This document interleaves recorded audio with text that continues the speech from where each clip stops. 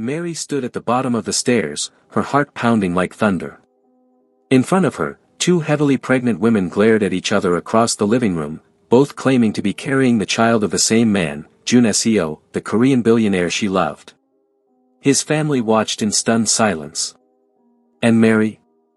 She just stood there, unwanted, unnoticed, and utterly heartbroken. Just a few months earlier, Mary's life was nothing like this. She was a quiet, graceful African woman working in a noisy manufacturing factory in Busan. The machines were loud, the shifts exhausting, and the atmosphere colder than the weather. She was known for two things at work: her deep dark skin that glowed even under fluorescent lights, and her thick accent that made the Korean words she spoke sound like a melody. But not everyone liked the melody. Some of her Korean co-workers whispered behind her back. They laughed at how she said "Annyeonghaseyo," mocked her braids, and once even called her the Dark Ghost. Yet, Mary never lost her poise. Every morning, she walked into that factory with her head high, her uniform neatly pressed, and her lips wearing the softest pink gloss. She believed in grace, even in pain. One chilly evening, everything changed. Mary was walking home, tired and silent, when a black Bentley pulled up beside her. She paused, confused. The window rolled down, and inside sat a man in a charcoal suit with eyes that seemed to smile before his lips did. "You dropped this," he said gently, holding out a handkerchief. Mary blinked. She didn't even know she had one. "I saw it fall when you crossed the street," he added, his Korean clear but kind. "Ah, thank you," she said, bowing slightly. She reached for it, their fingers brushed briefly, and for a moment, the world paused. His name was Jun Seo Kang. CEO of a luxury tech empire, son of a powerful family, and one of Korea's youngest billionaires. But that night, he didn't look like a billionaire. He looked like a man simply fascinated by a woman he couldn't ignore. From that day, Jun Seo started showing up. At her bus stop. At the corner food stall she liked. Sometimes he didn't even talk, just waited until she smiled at him. Mary didn't want to fall. She had seen how cruel the world could be, especially toward black women in foreign lands. She kept her guard up, avoided eye contact, gave one-word answers. But Jun Seo didn't give up. He learned Swahili phrases from YouTube. He brought her Kenyan tea leaves. He even once waited outside her apartment with hot jollof rice, though he messed up and used too much pepper. She laughed for the first time in weeks. And slowly, very slowly, she let him in. He wasn't just rich, he was thoughtful. Protective. Gentle. And when he held her, he made her feel seen in a world that often chose not to see her at all. Then came the family dinner. Jun Seo, proud and smitten, invited her to meet his parents at their mansion in Seoul. Mary wore her best dress, a soft emerald green one that hugged her curves and complemented her skin like moonlight on night water. She practiced her bow, rehearsed greetings, and brought a box of African handmade gifts for his family. But the moment his mother saw her, everything went cold. "You brought her," she said flatly. His father didn't even look up from his tea. His sister smirked and whispered something that made the others chuckle. Mary stood there, holding the gift box in both hands, her smile slowly fading. At dinner, they spoke only in fast Korean, ignoring her completely. The meal was fancy, delicate seaweed rolls, gold-trimmed plates, but it tasted like ashes in her mouth. Afterward, Jun Seo's mother pulled him aside. Mary could hear the words even though she wasn't supposed to. "She is not your type. She will never be one of us." That night, Jun Seo held her hand tightly in the car. "I'm sorry," he said. "They just need time." Mary forced a smile. But deep down, she knew, it wasn't just about time. It was about tradition. Status. Skin. And the fact that no matter how good she was, she would never be Korean enough. Still, she stayed. Because love, when it feels real, is a dangerous thing to walk away from. But Mary didn't know, her biggest battle hadn't even started. It would come with swollen bellies, jealous hearts, and two women from his past who refused to let go. And when they showed up pregnant, her whole world would shatter. Mary heard soft giggles coming from the guest room upstairs. It was 7:03 a.m. She had just finished preparing breakfast when Mina, the first ex, walked down the stairs wearing Junesio's oversized t-shirt, the same one Mary had bought him. After the disastrous dinner with Junesio's family, Mary thought things couldn't get worse. She was wrong. Junesio stayed by her side. He defended her. He ignored the cruel comments from his relatives, blocked out the gossip, and promised to protect her. For a few weeks, things felt almost normal again. He even gave her a key to his home, a large, modern mansion tucked away in a quiet area of Seoul. "I want you to feel safe here," he said one evening, wrapping his arms around her in the living room. "This is your home too." Mary believed him. She started decorating small corners of the house with little African touches, a colorful fabric here, a beaded bowl there. She filled the kitchen with the warm aroma of spicy stews and soft fried plantains. For the first time since arriving in Korea, she started to breathe a little easier. But peace didn't last long. One chilly Saturday morning, Junesio's ex-girlfriend, Mina, appeared at the gate, crying, holding her stomach, and claiming she was pregnant with his baby. "I didn't know where else to go," she sobbed as Junesio and Mary stood in stunned silence. "I haven't been with you in months," Junesio muttered. Mina looked at him with wet eyes. "But the doctor says it's about 8 weeks. Junesio, it has to be yours." Mary's world began to spin. 8 weeks? That meant he had been with Mina shortly before they became official. Her mind went blank, her hands cold. She looked at Junesio, waiting for him to deny it completely. But he just stood there, silent. His family wasted no time. They embraced Mina immediately. His mother sent a driver to pick her up. His sister posted a photo online captioned, "Welcome back, Mina's sparkling heart family is everything." The next morning, Mina moved in. Mary wanted to leave, but Junesio begged her to stay. "I don't believe her yet," he said. "I'll get a test. Please trust me." Mary, torn and hurting, stayed. But the house changed. Mina walked around like she owned the place. She decorated the guest room as a nursery. She changed the channel when Mary was watching TV. She called Mary, the help, during a family lunch. The family never corrected her. Not even once. One evening, Junesio came home late. Mary waited for him in the kitchen, hoping for a moment alone. But the moment he walked in, Mina ran up to him, placed his hands on her stomach, and said, "He kicked today. I think he recognizes Appa already." Mary quietly walked back to her room. She wasn't sleeping. She wasn't smiling. She was trapped in a mansion that felt more like a prison, with walls that whispered, "You don't belong here." And just when she thought things couldn't get any worse, the second woman arrived. It was a Thursday. Rainy. Gray. Mary was in the kitchen, stirring a pot of fish stew, when the doorbell rang. Junesio opened the door, and froze. There she was. A tall, sharp-eyed woman dressed in a black designer coat. Her hair was neatly tied, her face calm but serious. "I'm looking for Junesio," she said. "I need to speak to him. I'm pregnant, and it's his." Junesio turned pale.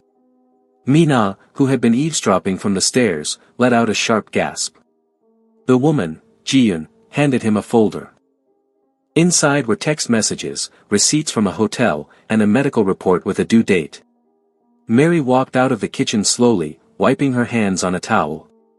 She looked from Junesio to Jiyun to Mina. The room was silent. No one knew what to say. 2 pregnant women. 1 billionaire. And a black woman who just wanted love. That night, Junesio tried to explain. "She's from a party I went to, before you. I didn't think anything serious came out of it. I swear." Mary didn't scream. She didn't cry. She just stared at the wall, her thoughts louder than words. Love wasn't supposed to feel like this. She had given everything, her trust, her heart, her pride. And now, she was one woman surrounded by two exes, both claiming to carry pieces of the man she loved. And what hurt the most? The silence of the man who once promised to fight for her. Mary stood in front of the bathroom mirror, brushing her teeth. But it wasn't her reflection she was staring at, it was the sound behind her. Mina and Jian were in the hallway, whispering about how to push her out for good. The billionaire's mansion was turning into a war zone, and she was the one bleeding quietly inside. It had been 5 days since Jian arrived, and only 5 days since Mary began to feel completely invisible. Jian moved into the mansion with the same boldness as Mina. She claimed she needed to be close to the father of her baby. She didn't ask permission. She brought luggage. Brought scented candles. Brought trouble. Now, two exes were under one roof. Mina took the guest room.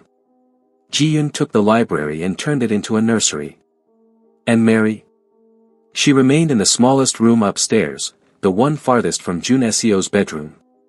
She hadn't slept beside him in days. She hadn't laughed in weeks. She hadn't been hugged, in what felt like forever. Junesio kept trying to balance things, asking Mary to be patient, asking the exes to respect the space. But there was no space. Not for peace. Not for her. One evening, Mary tried to speak up at dinner. I think it would be better if we... Mina cut her off with a loud laugh. A better idea would be for some people to leave and stop causing stress for the babies. Jian joined in, sipping her tea calmly. Honestly, Junesio, this drama isn't good for our children. Junesio said nothing. He didn't defend Mary. Didn't correct them. He just stared at his plate like a little boy caught between two angry mothers. Mary felt something break inside her that night. But she didn't let them see her cry. No. Not Mary. She cooked meals with silent strength. She cleaned the mansion without being asked. She smiled when she served breakfast. And when the women mocked her skin, her accent, her African name, she said nothing. They expected her to break. To fight. To lose her temper. But Mary wasn't going to be the angry black woman in their twisted story. She was going to be the one who rose above it all. Until one afternoon, everything changed. It was a Sunday. Bright and warm. The sun poured into the house like hope. For the first time in days, Junesio offered to take Mary out for lunch, just the two of them. He seemed sincere. You deserve fresh air, he said, looking at her softly. Let's go to that little cafe you love by the river. Mary smiled weakly and got dressed. She wore a soft blue dress that hugged her figure and wrapped a colorful scarf over her hair. She looked like royalty. As they left the house, Mina faked a sharp cry of pain and grabbed her stomach. Jian screamed, "Call a doctor," and accused Junesio of being irresponsible for taking Mary out while two pregnant women needed him. Junesio hesitated. He looked at Mary, then turned back.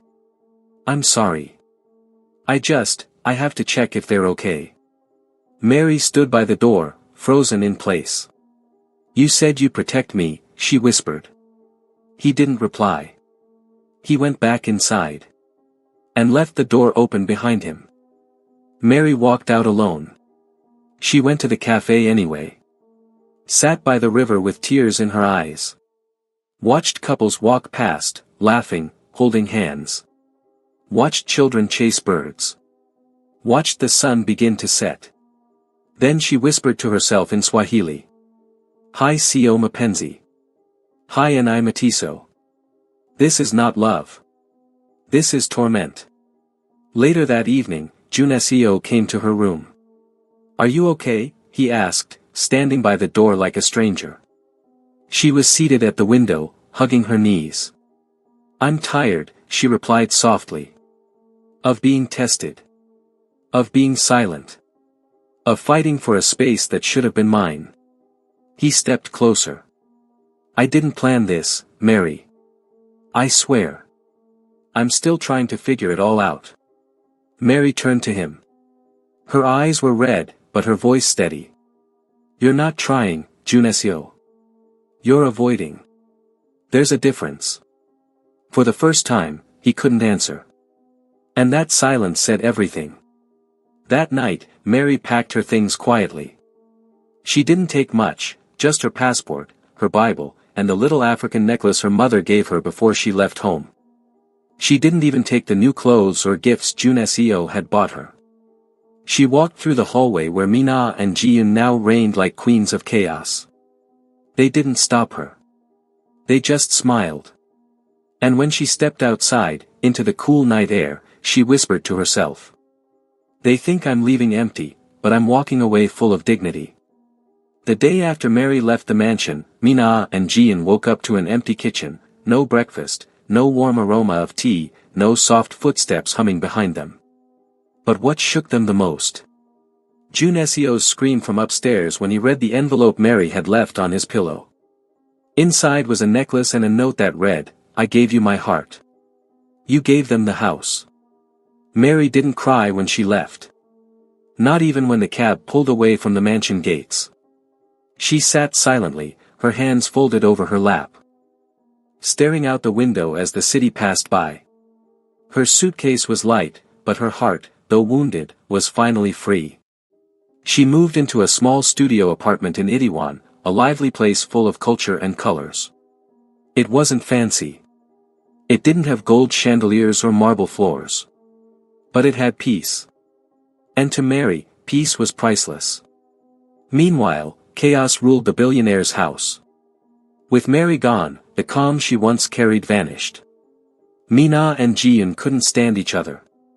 They fought over everything, from who sat beside Junesio during dinner to who deserved more space for their imaginary babies. Every day, they argued. Screamed. Broke things. One even threw a glass at the other. Junesio, already emotionally torn, began to crack. He ordered DNA tests. Twice. Both came back the same, neither woman was pregnant. Both Mina and Jiyun had faked everything. Mina used a borrowed scan photo from a cousin's hospital visit. Jiyun had paid a shady clinic for fake documents. Their lies had worked because the family wanted them to work. They didn't care for truth, they just wanted Mary gone. Now, with the truth exposed, Junesio's home was a nightmare. He screamed at Mina. Called Jiyun a liar. Threw their things out. But the damage had already been done. His mother tried to calm things down by saying, at least you didn't marry that African girl. That was the final straw. Junesio turned to his parents with fire in his eyes. That African girl, he said, was the only woman who loved me when I had nothing to offer but my presence. She never wanted my money. Never played games. And you all hated her, because of her skin. His voice cracked. You destroyed everything. Then he left. It took him 3 weeks to track Mary down. He searched for her everywhere. Went to her old apartment. Called her old factory job. He even drove around Itaewon hoping to spot her. And then, one rainy evening, there she was. Standing beneath a green umbrella, outside a bookstore, laughing with 2 little children. Junesio got out of the car slowly. His shoes soaked. His hair sticking to his forehead. His heart pounding. Mary, he whispered. She turned. Saw him. And her smile faded instantly. I know I don't deserve you, he said. But I needed to see you. She didn't speak. Mina lied. Jiyun too. No one was pregnant. I was fooled. But it's me who allowed it. I let you suffer, Mary. I betrayed you. And I can't sleep anymore. I can't eat. I just keep seeing you walk away, and I wish I had run after you. She looked at him quietly, her eyes unreadable. I miss you, he said, his voice barely above the rain. Mary stepped closer. Her tone was calm. Strong. Whole. You didn't just lose me, Junesio. You lost a woman who would have prayed for you when you were sick, cooked for you when you were tired, and stood with you when the world turned against you. He dropped to his knees. In the rain. In front of strangers. I don't care if people stare, he cried. Please, give me one more chance. Mary stepped back. You're not broken because I left, she said gently. You're broken because you finally saw my value, and it's no longer yours. Weeks passed. Junesio returned to the mansion, but it was colder than ever. His family avoided eye contact. His business started falling apart. The press got hold of the pregnancy scandal. Investors pulled back. Meanwhile, Mary began to glow. She found a new job at a cultural center, helping international students adjust to Korean life. She started a blog about her experience as a black woman in Korea, and it went viral. She was invited to speak at events. To share her story. To inspire. One day, as she stood on stage wearing a bright kitenge dress and smiling at a full audience, a journalist asked, "What would you say to the man who broke your heart?" Mary smiled. "I'd thank him," she said. "Because he taught me to stop begging to be chosen, and start choosing myself." Hello besties! In this sweet story we learned that love should never cost you your peace or self-respect. No matter how deep the love is, never stay where you're disrespected. Walk away when your worth is overlooked. Thank you so much for watching. Kindly like, subscribe and share. Happy New Month!